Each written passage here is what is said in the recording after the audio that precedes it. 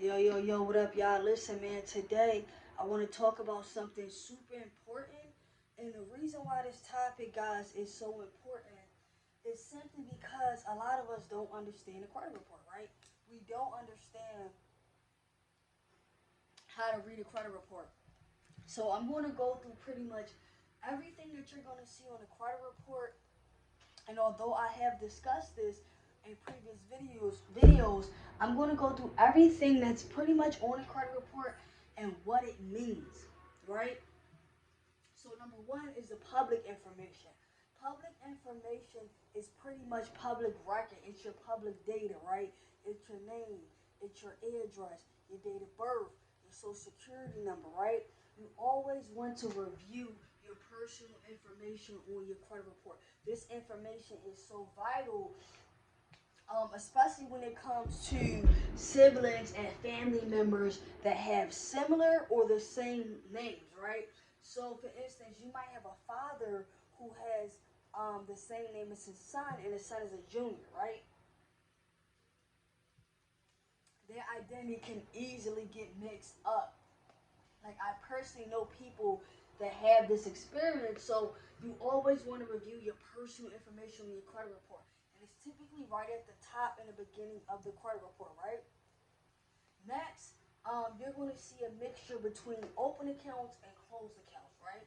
So first, we're going to discuss closed accounts. When you see closed accounts, right, that means that these accounts are inactive.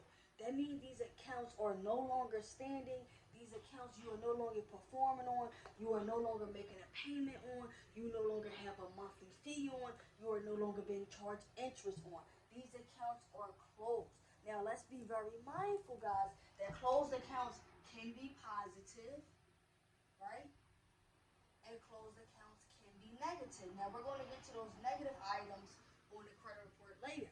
But closed accounts can be positive, closed accounts can be negative. But most importantly, they are inactive, no longer performing whatsoever, right? Then you have open accounts. Open accounts are active. These accounts on your profile mean that you are currently in business with these companies. You are currently paying a monthly bill. And one thing about open accounts that I want to say, you can set up auto pay. You can set up auto pay because I've literally heard tons of people say, like, I simply just forgot about the bill. So if you're that type of person where maybe you forget about the bill, but you do have the money, you can also set up auto pay. But open accounts are active accounts that you are currently in business with, that you are currently making payments on, right?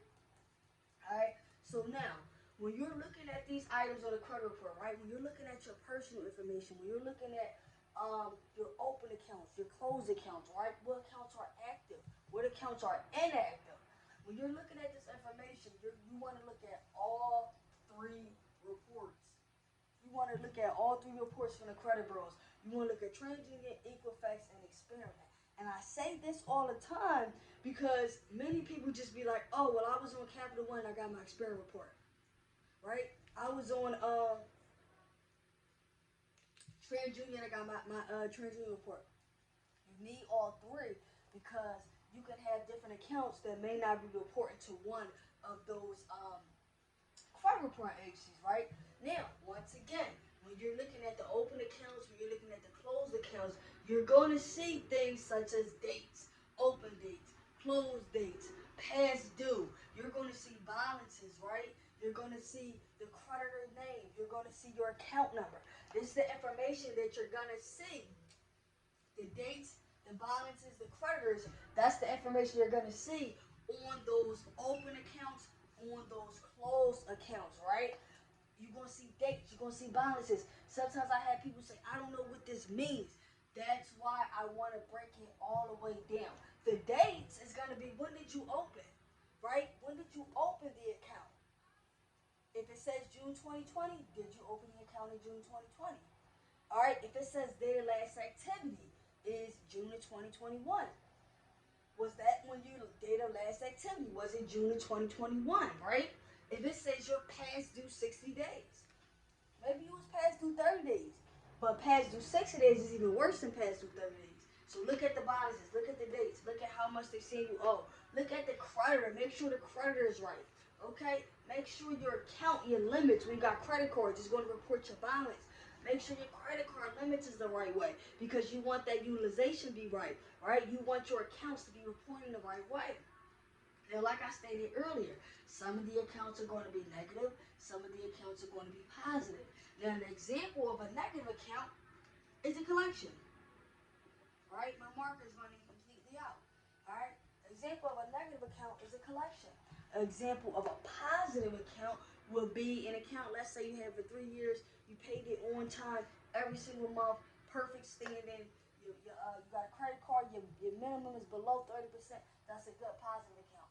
Negative account, collection, you stop paying what past due, they signed off the debt, went to a collector, that debt is now in the red, okay?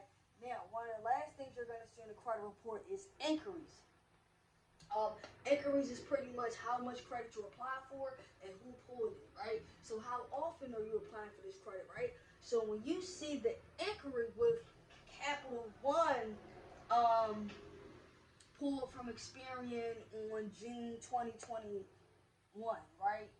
When you see that inquiry, hey, did I go apply for a Capital One card June 2021? Because even inquiries can be incorrect. Because I had one of my clients who had identity theft, and the inquiry that they tried to pull and get approved for the loan was on her, still on her credit, so we're gonna get that removed. But inquiries are gonna be who pulled your credit, right? So, one of the main important factors and the tips that I want to give you guys when it comes to looking at your credit, reviewing your credit, is look at one account at a time. If you are confused, if you don't feel like you know what's going on, look at just one account, right? If you need to focus on that Capital One account, focus on that Capital One account. If you need to focus on that collection, focus on that collection. If you need to focus on that account that got the late payment, focus on the account that got the late payment. And if you review these things one by one, you begin to understand more and more what this means.